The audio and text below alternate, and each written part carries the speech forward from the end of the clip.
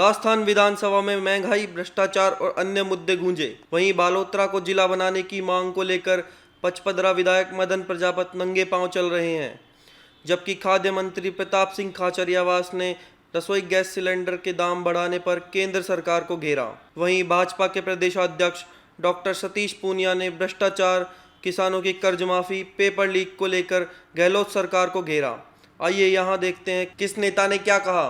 छत्तीसगढ़ अधिवेशन में माननीय मुख्यमंत्री जी से मुलाकात हुई और उन्होंने कहा पैरों की स्थिति क्या है, मैं क्यों ठीक करना आपके हाथ में है। और मुझे पूरी उम्मीद है कि बजट के रिप्लाई में माननीय लोकप्रिय मुख्यमंत्री जी हमारी उम्मीद को ज़रूर पूरा करेंगे। मैंने पहले भी भरोसा और विश्वास किया है और आज भी मुझे पूरा विश्वास और पूरी उम्मीद है कि बजट के अंतिम रिप्लाई में माननीय मुख्यमंत्री जी करेंगे। यही उम्मीद और भरोसा मैं रखता हूं और सालों से मेरी निरंतर मांग है और हमारी सरकार है और आज मैं मांग नहीं करूंगा तो कहाँ करूंगा। मैं मांग करता हूं, निवेदन करता हूं कि मेरी उम्मीदों को और जनता की जो उम्मीद है उनको माननीय मुख्यमंत्री जी जल्दी पूरा करेंगे। जनता की मांग है, हमारी अकेले की मांग नहीं है। देखिए, आज जो 50 रुपए घरेलू गैस सिलेंडर पे बढ़ाए हैं, ये तो सीधे सीधे पाप है। सरकार चाहे कांग्रेस की हो चाहे बीजेपी की, रोटी छीनने का अधिकार किसी को नहीं होगा। जब घर का बजट गड़बड़ा जाए और घर में हंगामा होने लगे, माँ बहन बेटी चिल्लाने लगे, बच्चे चिल्लाने लगे कि आज 50 रुपए कम पड़ रहे हैं क्योंकि 50 रुपए आज बढ़ा दिए हैं। बजट मीडियम क्लास, गरीब परिवार सब में एक तय बजट है। आप किसी की तनख्वाह बढ़ाते नहीं है, रोजगार किसी को देते नहीं है, पैसे किसी को मिल नहीं रहे। अब आप बार बार ये कोसते रहे कांग्रेस को। अरे भाई साहब, कांग्रेस भारत की सरकार में नहीं है। घरेलू गैस सिलेंडर के दाम तो बीजेपी ने बढ़ाए हैं। हम तो राजस्थान में 70 लाख परिवारों को 500 रुपए में गैस सिलेंडर देंगे। पहली राजस्थान की सरकार 25 लाख तक का इलाज फ्री है, फ्री में इलाज कराओ, सरकारी हो प्राइवेट हॉस्पिटल हो। ये पैसे ही तो बच रहे। 100 यूनिट तक बिजली फ्री कर दी राजस्थान की कांग्रेस की सरकार ने। यदि हम गलती करेंगे तो आपको हमारे से सवाल पूछने का हक है, हमारे खिलाफ जनता को बोलने का हक है। लेकिन बीजेपी ने तो आज सिलेंडर के दाम बढ़ा दिए। आप बताओ, इस साल में 325 रुपए बढ़ा दिए, शायद 325 रुपए एक साल में घरेलू गैस सिलेंडर पे बढ़ा दिए, जो मैंने देखा। आंकड़ा हो सकता है इससे भी ज्यादा हो। 50 रुपए तो आज ही बढ़ा दिए। एक तरफ इनके मंत्री कह रहे थे क्रूड ऑयल सस्ता हो गया है, इसलिए पेट्रोल डीजल सस्ता करना चाहिए, कंपनियों को सस्ता होने वाला हुआ कहां।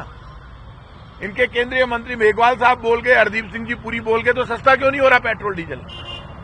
आपके समझ में आ गई कि धर्म के नाम पर आप हिंदू, मुसलमान, सिख, ईसाई, फारसी, जैन, बौद्ध को डरा सकते हो। जाति के नाम पर आप टकराव की स्थिति पैदा कर सकते हो।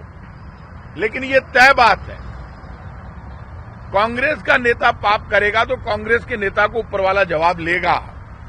बीजेपी का नेता पाप करेगा तो कांग्रेस के नेता से भगवान जवाब नहीं पूछेंगे, वो तो बीजेपी के नेता से पूछेंगे, तू सिर्फ झूठ बोलता रहा, पाप करता रहा। अब आजा, पाप का, झूठ का, फरेब का, धोखे का, विश्वासघात का हिसाब किताब होता है और भगवान कभी माफ नहीं करते। ये जो जुल्म, अन्याय बीजेपी की सरकार कर रही है, उसका जवाब भगवान लेंगे, ये मानकर चलना। जब सारी ताकतें और सबको आप कुचलने में लग जाओ, तब भगवान राम कृपा करके पाप का अंत करते हैं, और वो वक्त आ गया। ये ध्यान रखना। आप षड्यंत्र कर करके, एजेंसियों को आगे कर करके, लोगों को डरा कर, धमका कर राजनीति करना चाहते हैं।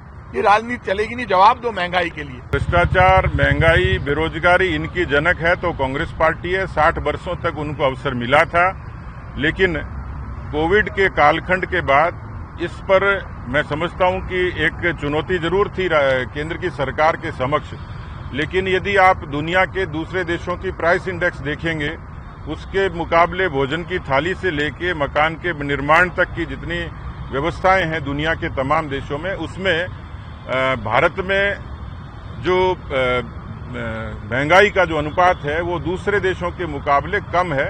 और बाकी जो चीजें हैं मुझे लगता है कि सरकार के नियंत्रण में ही है, और जिस तरीके की अपेक्षा भारत की जनता की है वो मोदी की सरकार निश्चित रूप से पूरा करेगी। देखिए, इस पूरे 4.5 वर्षों में किसानों की कर्जा माफी, बेरोजगारी, अपराध, भ्रष्टाचार, ये ऐसे मुद्दे हैं जिसके दोष से ये सरकार बच नहीं सकती। उसमें चाहे कितनी ही पॉपुलिस्टिक घोषणाएं करे, लेकिन राजस्थान में, जैसे मैंने कल मेरे प्रश्न के जवाब में मंत्री ने इस बात का जवाब नहीं दिया कि राजस्थान में जो centre for monitoring of Indian economy संस्था है, उसके बराबर रेगुलर सर्वे आते हैं, वो अपनी एक रिपोर्ट प्रकाशित करते हैं और सरकार भी अलग अलग मानकों पर रिपोर्ट पेश करती है, प्रकाशित करती है। वो इससे डिनाई करते हैं कि राजस्थान में जो सीएमआई कहती है 28.5% बेरोजगारी है, लेकिन बेरोजगारी के साथ साथ जो परीक्षाओं में अनियमितता, 19 ऐसी भर्तियां थी, यदि वो जमीन पर लागू हो जाती, परीक्षा,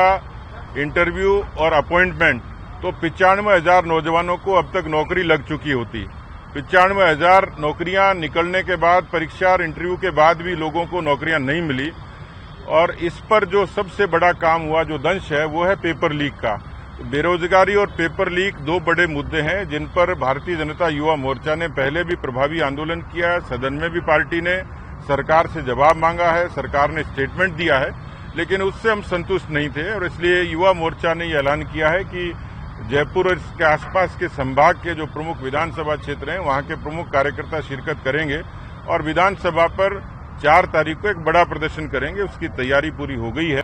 नहीं, मुझे लगता है कि ये तो अपने विवेक से फैसला करना है, लेकिन क्योंकि पार्टी का, युवा मोर्चे का प्रदर्शन है और विद्यार्थियों और नौजवानों से जुड़ा मसला है, उस पर सब लोग इसमें अच्छी संख्या में शामिल हों, आक्रामक तरीके से इसमें सहभागिता रहे, जिसको पूरा प्रदेश देखेगा, हर नौजवान देखेगा। इसलिए एक सामान्य आग्रह सबको किया है कि आसपास के खासतौर के क्षेत्रों में वो यहाँ इसमें शामिल होंगे।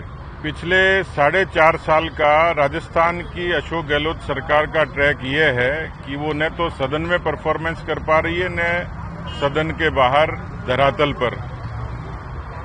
4.5 वर्षों में जिस तरीके से सदन की गरिमा तो गिराई है, लेकिन उसके साथ ये सदन जवाबदेह होता है और जितने आइटम, जितने मुद्दे विधायकों के द्वारा, चाहे वो सत्ता पक्ष के हों चाहे प्रतिपक्ष के हों, जो मुद्दे उठाए जाते हैं अलग अलग विधानसभा के प्रावधानों में, उसमें कोई संजीदगी और कोई गंभीरता सरकार की तरफ से देखी नहीं जाती। यहाँ सदन में जब बहुत गंभीर चर्चा होती है, उस पर भी इनके मंत्री बहुत कैजुअल जवाब देते हैं और या फिर लाजवाब हो जाते हैं, नाजवाब हो जाते हैं। और इसलिए ये साफ दिखता है कि जब किसी सरकार के नुमाइंदे की नीति और नीयत ठीक नहीं होती है, तो शब्दों के रूप में और चेहरे से वो प्रकट हो जाती है। इसलिए इस सरकार से हालांकि उम्मीद नहीं थी, क्योंकि जुगाड़ की सरकार है और जिस तरीके की सरकार में जो लोग बैठे हैं वो अक्षम, अयोग्य किस्म के लोग हैं, कोई परफॉर्मेंस धरातल पर नहीं है।